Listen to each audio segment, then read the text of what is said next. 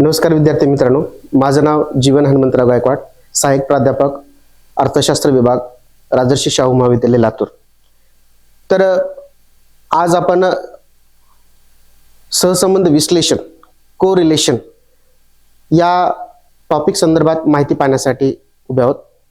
तर सहसंबंध विश्लेषण हा सांख्यिकी विषयामधला अतिशय महत्त्वाचा टॉपिक त्या ठिकाणी असलेला आपल्या लक्षात घ्यावं लागतं। कारण का तर अर्थशास्त्रामध्ये अनेक संकल्पना ह्या अनेक घटकांशी संबंधित असलेल्या आपल्याला लक्षात घ्याव्या लागतात। जसं की मागणीचा वर परिणाम करणाऱ्या घटकापैकी किंमत हा एक घटक त्या ठिकाणी आपल्या लक्षात घ्यावा लागतं। त्याचबरोबर मागणीवरती परिणाम करणाऱ्या अनेक घटकांमध्ये किंमत, त्याच्यानंतर पर्यायी वस्तूच्या किमती, उपभोक्त्याचं उत्पन्न, हे अशा अनेक घटक एका घटकाचा दुसऱ्या घटकावरती परिणाम त्या ठिकाणी होत असतो। जसं की पुरवठ्यावरती सुद्धा वस्तूच्या किमतीचा परिणाम होत असतो, त्याचबरोबर अनेक घटकांचा परिणाम त्याच्यावरती होत असतो। म्हणून अर्थशास्त्रामध्ये अनेक घटकांचा एकमेकांच्या घटकांवरती कशा पद्धतीने परिणाम होतो हे लक्षात घेण्यासाठी सांख्यिकी शास्त्रामध्ये एक संकल्पना विकसित करण्यात आलेली आहे। त्या संकल्पनेलाच सहसंबंध विश्लेषण असं त्या ठिकाणी म्हटलं जातं किंवा सहसंबंध गुणांक असं त्या ठिकाणी म्हटलं जातं। म्हणून सहसंबंध विश्लेषण ही संकल्पना आजच्या तासामध्ये आपल्याला लक्षात घ्यायची आहे। तर अर्थशास्त्रामध्ये दोन किंवा दोनपेक्षा जास्त चलांमध्ये किंवा घटकांमध्ये जो परस्परांशी असणारा सहसंबंध आहे, जो असणारा परस्परांशी संबंध व परिणाम आहे, तो लक्षात घेण्यासाठी आपल्याला या सहसंबंध संकल्पनेची माहिती त्या ठिकाणी असणं गरजेचं आहे। त्याचबरोबर त्या दोन चलामध्ये दोन घटकांमध्ये कशा स्वरूपामध्ये सहसंबंध आहे, कशा पद्धतीने सहसंबंध आहे हे त्या ठिकाणी जाणून घेण्यासाठी या सहसंबंध या संकल्पनेचा अभ्यास आपल्याला त्या ठिकाणी करावा लागतो। त्याच्या संदर्भामध्ये जर आपण लक्षात घ्यायचं झालं तर एका चलात होणाऱ्या बदलांमुळे दुसऱ्या चलात होणारा बदल ज्यावेळेस होतो तेव्हा त्या चलात सहसंबंध आहे असं त्या ठिकाणी म्हटलं जातं। म्हणून ज्या पद्धतीने आपण थोडंसं गणिताकडे जाऊयात किंवा गणितीय अर्थशास्त्राकडे आपण जाऊयात, तर गणितीय अर्थशास्त्रामध्ये फलन ही एक संकल्पना आहे। या फलन या संकल्पनेमध्ये आपण विविध चलांचा एकमेकांशी असणारा सहसंबंध लक्षात घेतो किंवा जनरली आपण असं लक्षात घेतो की मागणी हे किमतीचं फलन आहे, पुरवठा हे सुद्धा किमतीचं फलन आहे, बचत हे उत्पन्नाचं फलन आहे। तर अशा अनेक चलांचा एकमेकांशी सहसंबंध असतो आणि त्या कारणामुळे अशा चलांमधला सहसंबंध लक्षात घेण्यासाठी आपणाला या सहसंबंध या संकल्पनेचा अभ्यास करावा लागतो। सुरुवातीला आपण सहसंबंध म्हणजे काय हे त्या ठिकाणी लक्षात घेऊयात। सहसंबंध म्हणजेच सहसंबंधाच्या केल्या गेलेल्या व्याख्यांचा आपण विचार करूयात। तर पहिली व्याख्या आहे कार्ल पियर्सन यांची। तर कार्ल पियर्सन असं त्या ठिकाणी म्हणतात सहसंबंधासंदर्भात की दोन चलातील परिमाप स्वरूपाच्या सहसंबंधाला सहसंबंध असे म्हणतात। तर त्याचं मापन करण्याच्या सांख्यिकीय पद्धतीला सहसंबंध गुणांक असे म्हणतात। जर आपण या व्याख्येकडे व्यवस्थित पाहिलं तर त्यांचं म्हणणं असं आहे की दोन चलातील परिमाप स्वरूपाच्या संबंधाला सहसंबंध असे म्हणतात। दोन चल आहेत, आता जर आपण पाहिलं तर अनेक चल असतात, फक्त दोनच चल नाही, परंतु सहसा दोन चलातल्या संबंधाचा विचार केला जातो, दोन किंवा दोनपेक्षा जास्त चलांचा विचार त्या ठिकाणी केला जातो। पण दोन चलातील परिमाप म्हणजे मोजमाप, संख्या, तर या परिमाप स्वरूपाच्या सहसंबंधाला दोन चलामध्ये जो सहसंबंध आहे त्याचं मोजमाप आपल्याला त्या ठिकाणी करता येतं आणि त्या मोजमापाच्या सहसंबंधाला त्या ठिकाणी सहसंबंध त्या ठिकाणी म्हटलं जातं। आणि त्याचबरोबर त्या दोन चलातील सहसंबंधाचं मापन करण्यासाठी जी सांख्यिकीय शास्त्रामध्ये किंवा सांख्यिकीमध्ये जी सांख्यिकीय पद्धती त्या ठिकाणी विकसित करण्यात आलेली आहे त्या सांख्यिकीय पद्धतीलाच सहसंबंध गुणांक असं त्या ठिकाणी म्हटलं जातं। म्हणून सहसंबंधाची पहिली व्याख्या कार्ल पियर्सन यांनी त्या ठिकाणी दिलेली आपल्याला सांगता शिकेल। दुसरी जी व्याख्या त्या ठिकाणी दिलेली आहे ती म्हणजे इव्हेनपोर्ट यांनी त्या ठिकाणी दिलेली आहे। तर इव्हेनपोर्ट या सहसंबंधाच्या संदर्भात असं म्हणतात की सहसंबंध यामध्ये चलातील परस्पर सहसंबंध दर्शविला जात असून ते परस्परांशी किती प्रमाणात संबंधित आहेत, तसेच सोबत किमान कशा गुणोत्तराने बदलतात याचं विवेचन केले जाते। तर इव्हेनपोर्ट असं त्या ठिकाणी म्हणतात की सहसंबंध हा जो सांख्यिकीय मापनाची पद्धत आहे याच्यामध्ये काय केलं जातं तर दोन चलातील परस्पर संबंध दर्शवला जातो. दोन चलामध्ये कशा स्वरूपाचा सहसंबंध आहे, मग त्या दोघांमध्ये धनात्मक सहसंबंध आहे का ऋणात्मक सहसंबंध आहे का सहसंबंध नाही, हे दर्शवण्याचं काम या सहसंबंधाच्या माध्यमातून त्या ठिकाणी केलं जातं. त्याचबरोबर या सहसंबंधामध्ये परस्परांशी किंवा दोन चलामध्ये जो परस्पर सहसंबंध आहे त्या परस्पर सहसंबंधाचं प्रमाण म्हणजे किती प्रमाणात ते चल एकमेकांशी संबंधित आहेत. उदाहरणादाखल आपण असं लक्षात घेऊ शकतो की जर वस्तूची किंमत बदलली तर त्याचा वस्तूच्या मागणीवरती किती प्रमाणात परिणाम होतो, किंवा वस्तूची किंमत किती प्रमाणात बदलली तर वस्तूची मागणी नगसंख्या किती प्रमाणात बदलते. हा जो प्रमाणाचा भाग आहे किंवा जो प्रमाणाशी संबंधित भाग आहे त्याचा सुद्धा अभ्यास या सहसंबंधामध्ये केला जातो. आणि त्याचबरोबर किमान कशा गुणोत्तरानं त्यामध्ये बदल होतो याचं सुद्धा विवेचन या सहसंबंधामध्ये त्या ठिकाणी केलं जातं. म्हणजे गुणोत्तर काय, जसं ज्या पद्धतीने आपण प्रमाण त्या ठिकाणी लक्षात घेतलं अगदी त्याच पद्धतीनं गुणोत्तर आणि प्रमाण ही एकाच अर्थानं संकल्पना त्या ठिकाणी वापरली जाते. तर उदाहरणादाखल आपण असं सुद्धा लक्षात घेऊ शकतो, अर्थशास्त्रामध्ये जर आपण एक संकल्पना जी बघतो ज्याला आपण मागणीची लवचिकता असं त्या ठिकाणी म्हणतो किंवा त्याला इंग्लिशमध्ये आपण इलास्टिसिटी ऑफ डिमांड असं त्या ठिकाणी म्हणतो. तर मागणीच्या लवचिकतेमध्ये सुद्धा आपण किंमत आणि मागणी यांच्यातील बदलाच्या प्रमाणाला मागणीची लवचिकता असं त्या ठिकाणी म्हणतोय. अगदी त्याच पद्धतीनं किंमत बदलल्यामुळं वस्तूच्या मागणीवरती काय परिणाम होतो त्या बदलाचं प्रमाण शोधण्याचं काम मागणीची लवचिकता त्या ठिकाणी करत असते. अगदी त्याच पद्धतीनं या ठिकाणी सहसंबंध गुणांकामध्ये किंवा सहसंबंधामध्ये त्या ठिकाणी दोन चलामध्ये किती प्रमाणात बदल होतोय हे शोधण्याचं काम त्या ठिकाणी केलं जातं. दोन चलामध्ये सहसंबंध कसा आहे हे शोधण्याचं काम केलं जातं. म्हणून इव्हनपोर्ट यांनी केलेली जी काही व्याख्या आहे तर सहसंबंध यांच्यामध्ये चलातील परस्पर सहसंबंध त्या ठिकाणी दर्शवला जातो, संबंध दर्शवला जातो. त्याचबरोबर त्या दोन चलामध्ये परस्परांमध्ये किती प्रमाणात संबंध आहे हे त्या ठिकाणी दर्शवलं जातं. त्याचबरोबर त्या दोन चलामध्ये किंवा अनेक चलांमध्ये किमान कशा गुणोत्तराने बदल होतो याचं सुद्धा विवेचन, याचं सुद्धा स्पष्टीकरण, याचं सुद्धा विश्लेषण त्या ठिकाणी केलं जातं. अशी व्याख्या या सहसंबंध गुणांकासंदर्भात किंवा सहसंबंध संदर्भात केली जाते असं आपल्याला त्या ठिकाणी सांगता येऊ शकेल. आणि शेवटची एक व्याख्या त्या ठिकाणी आपल्याला सांगता येऊ शकेल. तर आपण तिसरी जी व्याख्या आहे, शेवटची व्याख्या आपण त्या ठिकाणी लक्षात घेणार आहोत सहसंबंध गुणांकासंदर्भात. एम टायटल यांनी केलेली व्याख्या आहे. ते असं म्हणतायत, दोन किंवा अधिक सहविचलनाचे विश्लेषण करण्याचे माध्यम म्हणजेच सहसंबंध होय. तर एम टायटल असं त्या ठिकाणी म्हणतायत की दोन किंवा अधिक, आता आपल्याला माहिती आहे की चलांचा एकमेकांवरती परिणाम होत असतो. ज्या पद्धतीने आपण म्हटलं की वस्तूच्या मागणीवरती परिणाम करणारे अनेक घटक आहेत, अनेक चल आहेत, पण त्या चलांपैकी फक्त मागणीच्या संदर्भात विश्लेषण करत असताना डॉक्टर मार्शल यांनी फक्त किमतीचा विचार केला किंवा मागणीचा नियम स्पष्ट करण्यासाठी डॉक्टर मार्शल यांनी फक्त किमतीचा विचार केला, इतर घटक स्थिर असतात असं त्या ठिकाणी लक्षात घेतलंय. म्हणून दोन किंवा अनेक चल त्या ठिकाणी संबंधित त्या ठिकाणी असतात आणि म्हणून दोन किंवा दोनपेक्षा अधिक सहविचलनाचे विश्लेषण करण्याचे माध्यम म्हणजेच दोन किंवा दोनपेक्षा जास्त चलांचा एकमेकांशी कशा पद्धतीने सहसंबंध आहे, कशा पद्धतीने ते चल एकमेकांवरती परिणाम करतात, एकमेकातील चलांच्या बदलाचा परिणाम हा एकमेकातील चलातील बदलांवरती कशा पद्धतीने होतो याचा जो अभ्यास आहे, याचं जे अध्ययन आहे ते करण्याचं माध्यम म्हणजेच त्या ठिकाणी सहसंबंध आहे. अशी व्याख्या एम टायटल यांनी त्या ठिकाणी केलेली आपल्याला सांगता येऊ शकेल. त्याच्यानंतर आपल्याला पुढचा जो भाग त्या ठिकाणी लक्षात घ्यायचा आहे, सहसंबंधाचे प्रकार. सहसंबंधाच्या व्याख्या पाहिल्यानंतर सहसंबंधाचे प्रकार हे आपल्याला लक्षात घ्यायचे.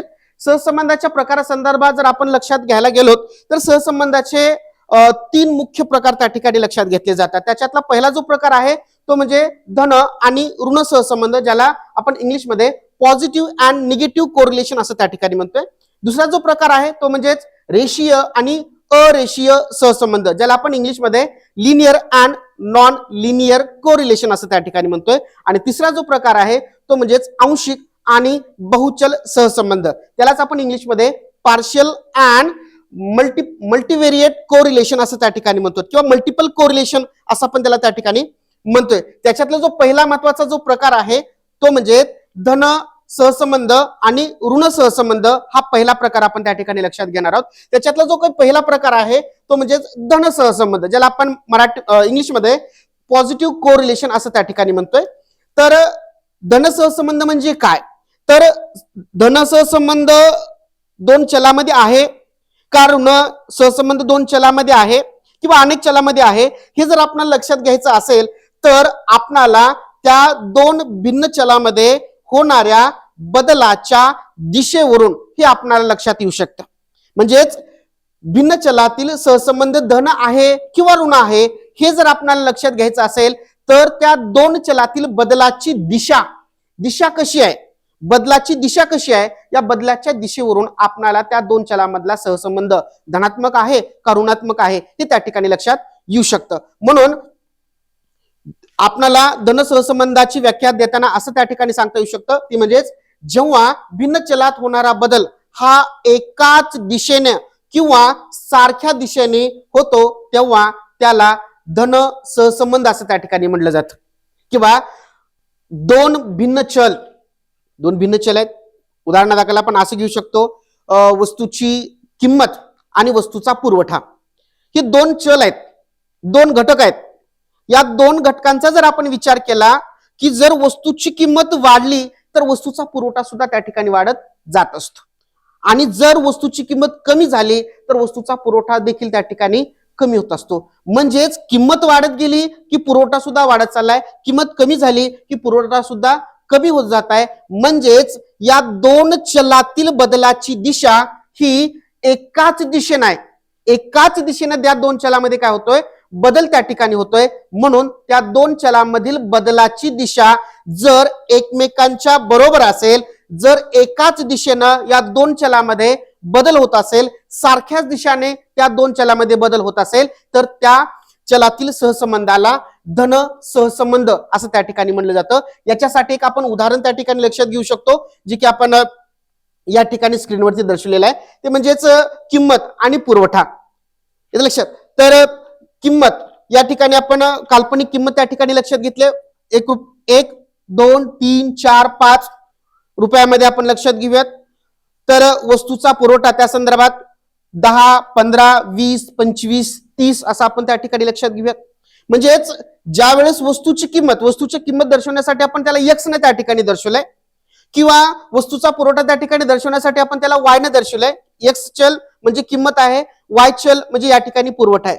वस्तूची किंमत या ठिकाणी वाढत गेलेली आहे, 1 वरून 2, 2 वरून 3, 3 वरून 4, 4 वरून 5 ही किंमत वाढत गेलेली आहे. आणि त्यामुळं x चलामध्ये बदल हा वाढत गेलेला आहे किंवा x चलामधील बदल हा एका दिशेने होत गेलेला आहे. त्याला अनुसरून y चलामध्ये किंवा वस्तूच्या पुरवठ्यामध्ये होणारा बदल 10, 10 वरून 15, 15 वरून 20, 20 वरून 25 आणि 25 वरून 30 या पद्धतीने झालाय. म्हणजेच वस्तूची किंमत वाढत गेलेली आहे, त्याला अनुसरून वस्तूचा पुरवठा हा सुद्धा त्या ठिकाणी वाढत गेलेला आपल्याला पाहायला मिळतो. म्हणजेच या x चलामध्ये ज्या प्रमाणात बदल होतोय किंवा ज्या दिशेने बदल होतोय, अगदी त्याच दिशेनं या y चलामध्ये किंवा वस्तूच्या पुरवठ्यामध्ये बदल होतोय. म्हणून वस्तूची किंमत आणि वस्तूचा पुरवठा या दोन चलामध्ये धनात्मक स्वरूपाचा सहसंबंध आहे असं आपल्याला त्या ठिकाणी म्हणता येऊ शकतं. आणि अशा प्रकारचा जो काही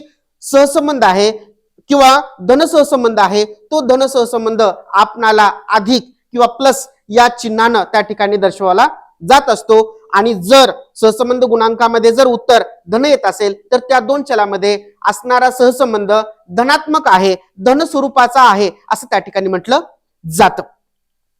त्यानंतर दुसरा जो काही प्रकार आपल्याला त्या ठिकाणी लक्षात घ्यायचा आहे तो म्हणजेच ऋण सहसंबंध, त्याला आपण इंग्लिशमध्ये निगेटिव्ह कोरिलेशन असं त्या ठिकाणी म्हणतोय.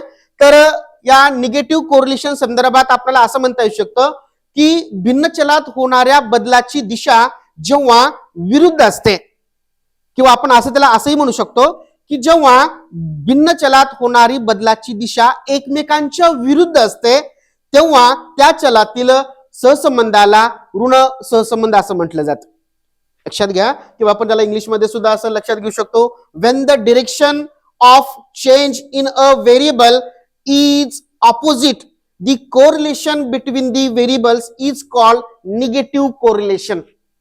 ओके, म्हणजे ज्या वेळेस दोन चल आहेत किंवा दोनपेक्षा जास्त चल आहेत, या दोन किंवा दोनपेक्षा जास्त चलातील बदलाची दिशा जर एकमेकांच्या विरुद्ध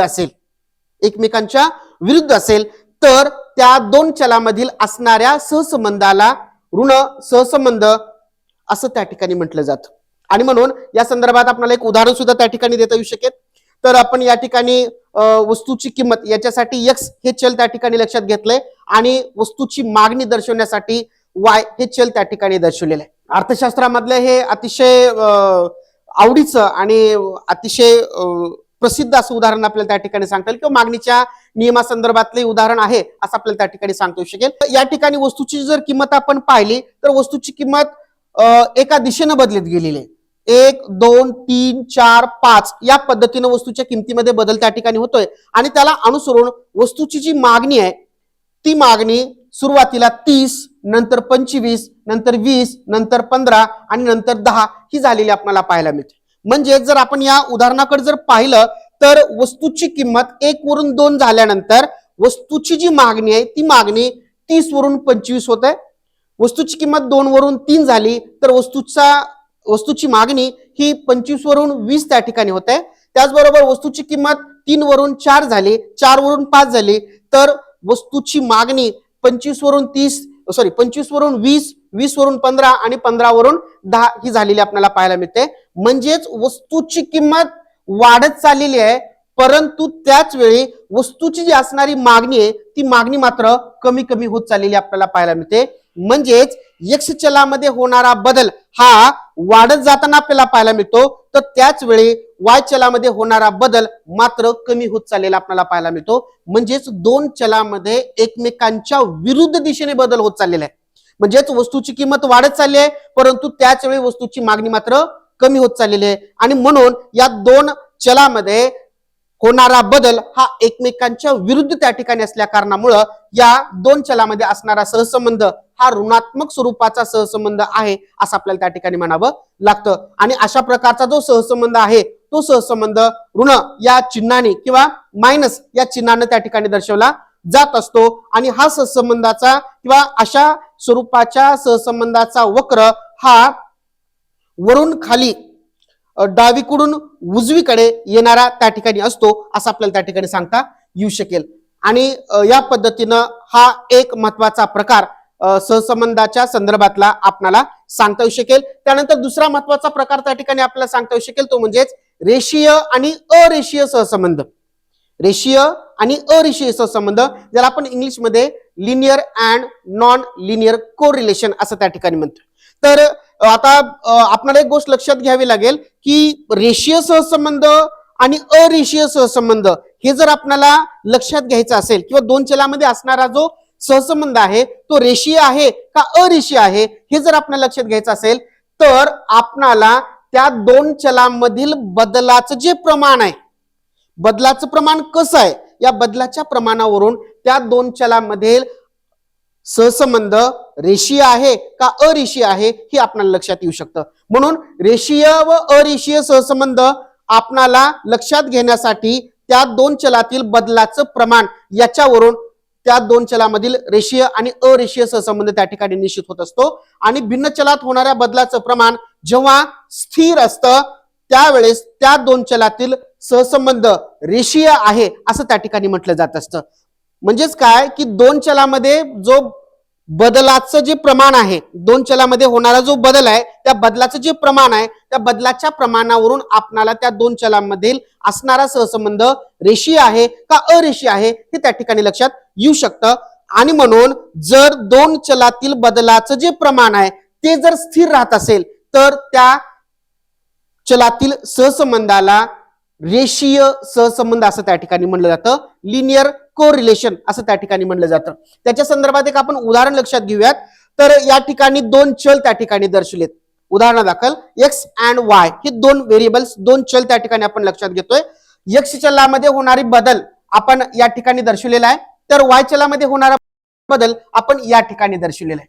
जर एक्स चलामध्ये होणारा बदल या ठिकाणी 1, 2, 3, 4, 5 असा त्या ठिकाणी आहे, तर त्याला अनुसरून वाय चलामध्ये होणारा बदल हा 10, 12, 15, 16 आणि 18 असा असलेला आपल्याला पाहायला मिळतो. म्हणजे जर आपण या ठिकाणी लक्षात घेतलं तर या ठिकाणी x या चलामध्ये प्रत्येक ठिकाणी 1 न वाढ होत चाललेली आहे. प्रत्येक ठिकाणी 1 न त्या ठिकाणी वाढ होत चाललेली आहे. तर त्याच वेळी y चलामध्ये होणारा जो बदल आहे तर तो बदल या ठिकाणी 2 न त्या ठिकाणी वाढ होत चाललेली आहे.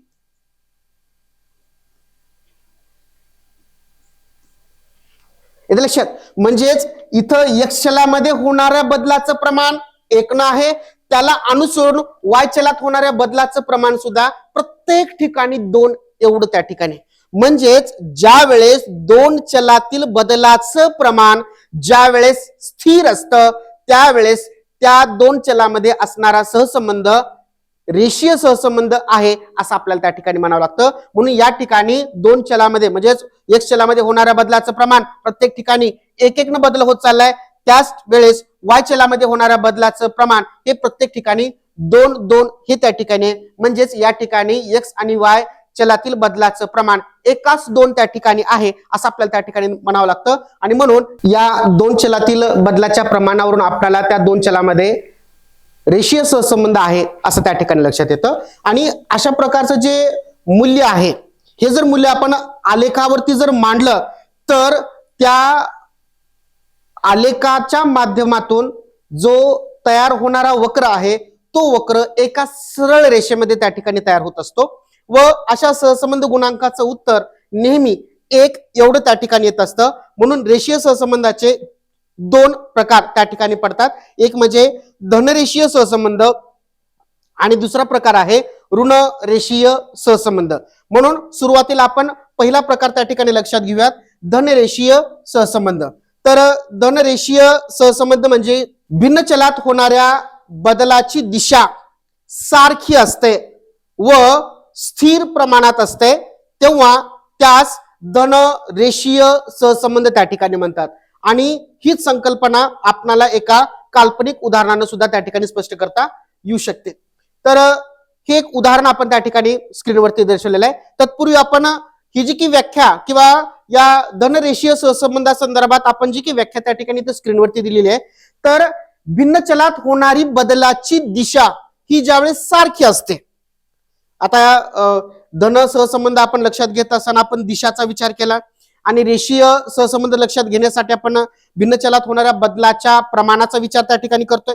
आणि म्हणून ज्या वेळेस भिन्न चलात होणारी बदलाची दिशा सारखी असते त्यावेळेस त्या दोन चलामध्ये असणारा संबंध धनात्मक स्वरूपाचा असतो. आणि ज्या वेळेस त्या दोन चलातील बदलाची प्रमाणाची स्थिती बदलाच्या प्रमाणाची स्थिती ही स्थिर असते त्यावेळेस त्याच्यामध्ये रेषीय सहसंबंध असतो. म्हणून ज्या वेळेस दोन चलातील बदलाची दिशा ही सारखी असते व त्याचबरोबर दोन चलातील बदलाच्या प्रमाणाची स्थिती ही स्थिर असते त्यावेळेस त्या दोन चलामध्ये असणारा सहसंबंध हा धन रेषीय सहसंबंध आहे असं आपल्याला त्या ठिकाणी सांगता येऊ शकतं. त्यालाच आपण इंग्लिशमध्ये जर आपण लक्षात घेतलं तर when the direction of change is different variables is same and constant it is called positive linear correlation.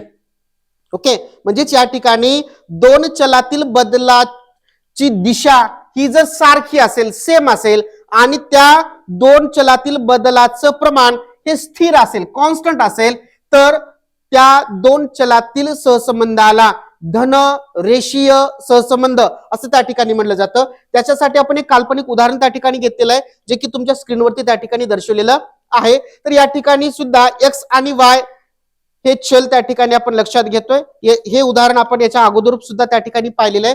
तर या ठिकाणी x चलाचं मूल्य आपण त्या ठिकाणी दिलंय 1, 2, 3, 4, 5 आणि त्याला अनुसरून y चलामध्ये होणारा बदल हा सुद्धा आपण त्या ठिकाणी लक्षात घेतलाय, तो म्हणजे 10, 12, 15, 16 आणि 20. या ठिकाणी सुद्धा जर आपण लक्षात घेतलं तर या x चलामध्ये होणारा बदल जर आपण बदलाची दिशा जर आपण लक्षात घेतली तर 1, 2, 3, 4, 5, 6 म्हणजे x चलामध्ये वाढ होत जात आहे त्याला अनुसरून वाय चलामध्ये होणारा बदल सुद्धा 10, 12, 14, 16 आणि 18 म्हणजेच बदलाची दिशा या दोघांमध्ये किंवा या दोन चलांमध्ये सारख्याच स्वरूपाची असलेली आपल्याला त्या ठिकाणी पाहायला मिळते. म्हणून या दोन चलामध्ये धनात्मक स्वरूपाचा संबंध आहे. त्याचबरोबर या दोन चलामध्ये एकाने म्हणजे एक चलामध्ये 1 या दराने वाढ होत चाललेली आहे, तर त्याला अनुसरून वाय या चलामध्ये सुद्धा 2, 2, 2, 2 या प्रमाणामध्ये त्या ठिकाणी वाढ होत चाललेली आहे. म्हणून या दोन चलातील बदलाची दिशा सारखी आहे.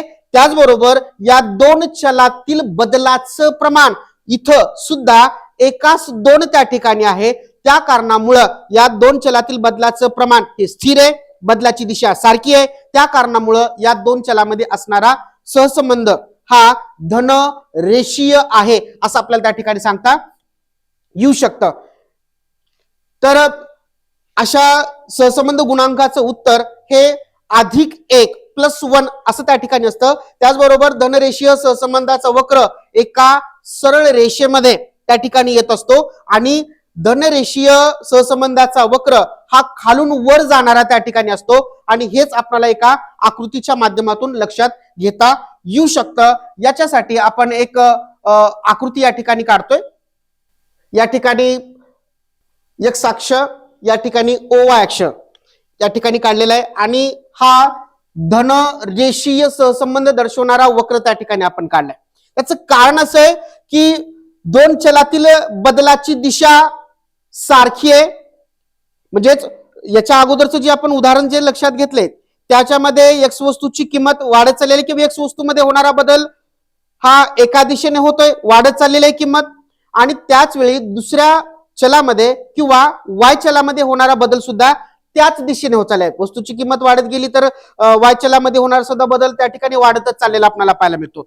एक्स चलामधील किंमत कमी होत गेली तर वाय चलामधील सुद्धा किंमत कमी होत जात असलेली आपल्याला त्या ठिकाणी पाहायला मिळते. आणि म्हणून जर आपण दिशेचा जर विचार केला तर या दिशानुसार हा वक्र हा डावीकडून उजवीकडे जाणारा त्या ठिकाणी, डावीकडून उजवीकडे का तर दोन चलामध्ये होणारी बदलाची दिशा सारखी आहे.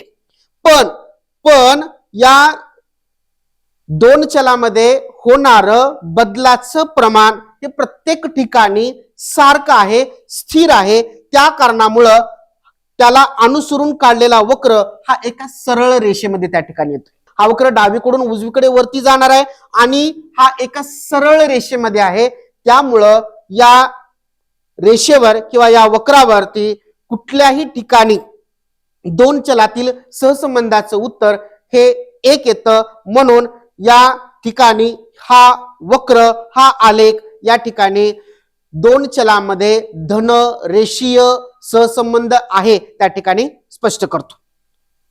त्यानंतर पुढचा जो प्रकार आहे तो आपल्याला लक्षात घ्यायचा आहे रेषीय सहसंबंधाच्या बाबतीमधला, तो म्हणजेच ऋण रेषीय सहसंबंध, ज्याला आपण इंग्लिशमध्ये निगेटिव्ह कोरिलेशन असं त्या ठिकाणी म्हणतोय.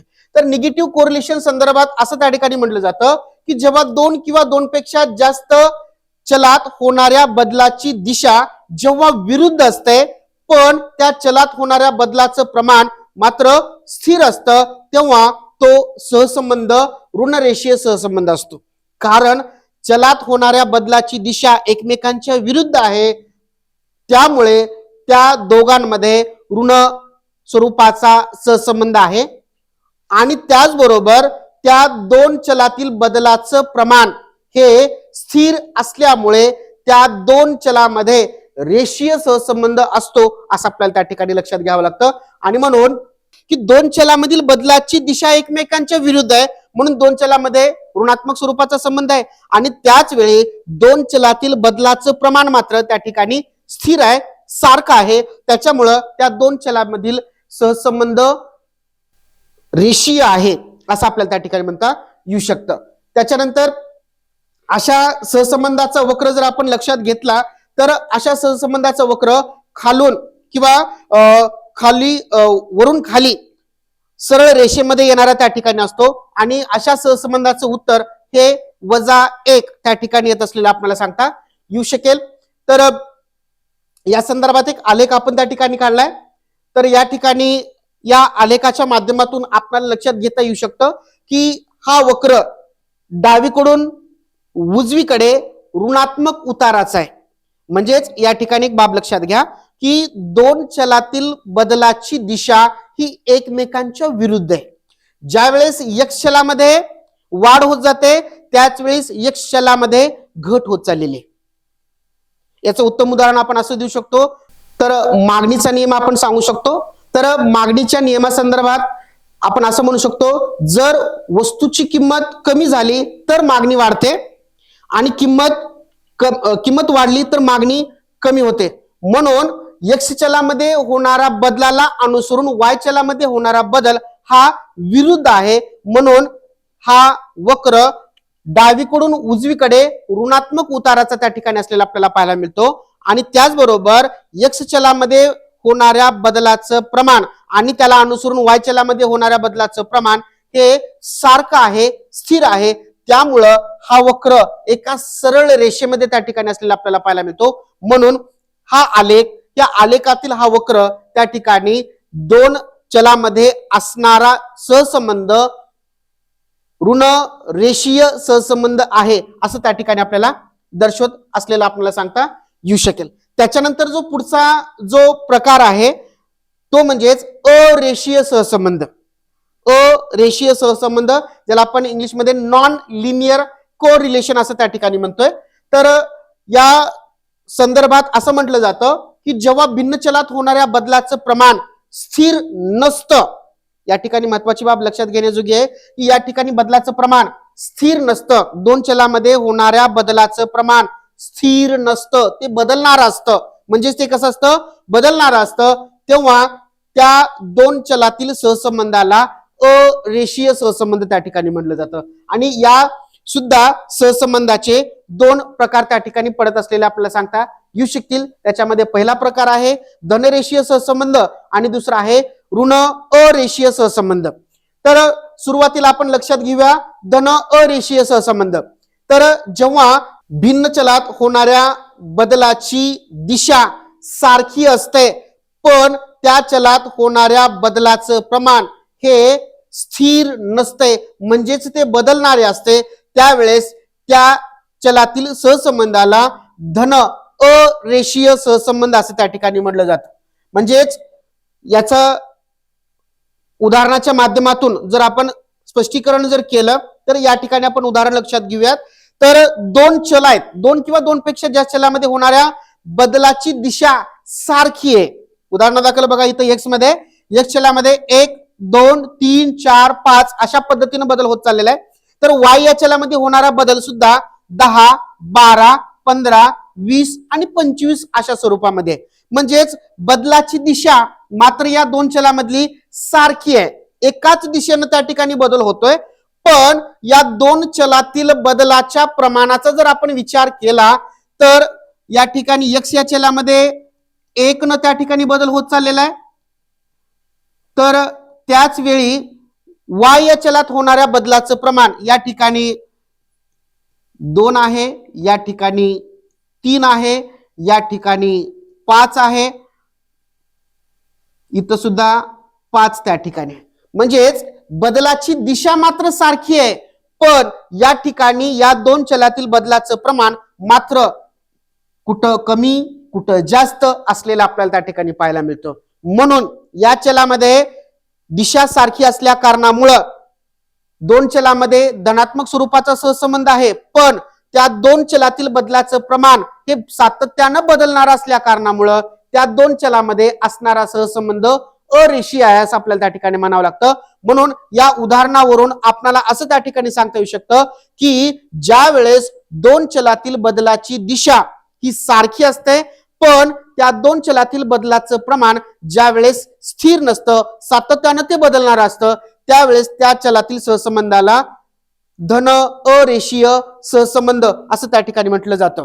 आणि या संदर्भात आपण एक उदाहरण किंवा याची एक आकृती त्या ठिकाणी लक्षात घेऊ शकतो. तर या ठिकाणी ही एक आकृती किंवा एक आलेख आपण त्या ठिकाणी काढलेला आहे, जो की आपण याच्या अगोदरचं जे उदाहरण त्या ठिकाणी लक्षात घेतलेलं आहे त्या उदाहरणावरूनच ही आपण आकृती त्या ठिकाणी लक्षात घेतलेली आहे. तर या ठिकाणी जर आपण लक्षात घेतली किंवा हा जर हा जर वक्र जर आपण लक्षात घेतला तर एका डावीकडून उजवीकडे तो वरती जाणारा आहे, म्हणजेच त्या दोन चलामध्ये असणारा सहसंबंध धनात्मक आहे. पण हा वक्र मात्र सरळ रेषेमध्ये त्या ठिकाणी नाहीये, तो अरेषीय आहे, म्हणजेच बदलाचं प्रमाण या ठिकाणी सारखं नाहीये, सातत्यानं ते बदलणार आहे. त्यामुळं या वक्राचं स्वरूप किंवा वक्र हा सरळ रेषेमध्ये त्या ठिकाणी नाही आणि म्हणून बदलाची दिशा सारखी आहे पण बदलाचं प्रमाण मात्र स्थिर नाही, बदलत आहे. त्या कारणामुळं हा आलेख हा वक्र आपणाला दोन चलातला सहसंबंध अरेषीय आहे असं त्या ठिकाणी स्पष्ट करतो. धन अरेषीय सहसंबंध आहे असं त्या ठिकाणी स्पष्ट करतो आणि अशा सहसंबंध गुणांकाचं उत्तर हे 1 पेक्षा जास्त व 0 पेक्षा जास्त व 1 पेक्षा कमी असतं असं आपल्याला त्या ठिकाणी सांगता येऊ शकेल. त्यानंतर पुढचा जो प्रकार आहे तो म्हणजेच ऋण अरेषीय सहसंबंध. तर या ऋण अरेषीय सहसंबंधासंदर्भात असं म्हटलं जातं की जेव्हा भिन्न चलातील बदलाची दिशा ही एकमेकांच्या विरुद्ध असते, भिन्न चलात होणाऱ्या बदलाची दिशा एकमेकांच्या विरुद्ध असते आणि त्याच वेळी त्या दोन चलातील बदलाचं प्रमाण हे स्थिर नसतं, ते सातत्यानं बदलणारं असतं. त्यावेळेस त्या दोन चलातील सहसंबंधाला ऋण अरेषीय सहसंबंध त्या ठिकाणी म्हटलं जातं आणि म्हणून त्या संदर्भात आपण या ठिकाणी एक उदाहरण सुद्धा स्क्रीनवरती दर्शवलेलं आहे. तर या ठिकाणी x आणि y च्या किमती त्या ठिकाणी दर्शवलेल्या आहेत. तर x च्या किमतीच्या संदर्भात जर आपण लक्षात घेतलं तर x ची किंमत 1 2 3 4 5 याप्रमाणे वाढत जात आहे. त्याच वेळी y या चलात होणारे बदल 10 9 7 4 आणि 2 अशा स्वरूपामध्ये आहे.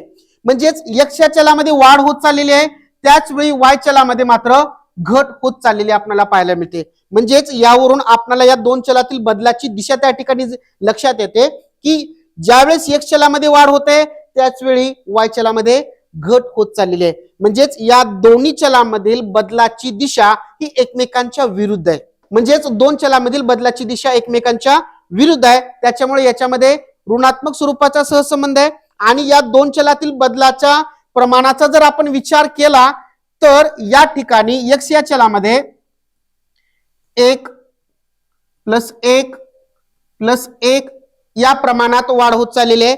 त्याला अनुसरून y या चलामध्ये होणारे बदलाचं प्रमाण जर आपण लक्षात घेतलं या ठिकाणी -1 -2 -3 इथं -2. म्हणजेच या ठिकाणी आपल्याला असं दिसून येतं की x चलामध्ये वाढ होत चालली आहे, त्याला अनुसरून y चलामध्ये घट होत चाललेली आहे. त्याच्यामुळे या दोन चलामध्ये असणारा सहसंबंध हा ऋणात्मक स्वरूपाचा आहे. पण x चलामधील बदलाचं प्रमाण आणि त्याला अनुसरून y चलात होणाऱ्या बदलाचं प्रमाण हे मात्र सारखं नसलेलं आपल्याला पाहायला मिळतं. काही ठिकाणी कमी काही ठिकाणी जास्त असलेलं आपल्याला त्या ठिकाणी पाहायला मिळतं. बदलाचं प्रमाण सारखं नाहीये, स्थिर नाहीये, सातत्याने ते बदलणार आहे. त्यामुळं या स्थितीला आपल्याला असं म्हणता येऊ शकेल की या दोन चलामध्ये असणारा सहसंबंध ऋण अरेषीय स्वरूपाचा सहसंबंध त्या ठिकाणी.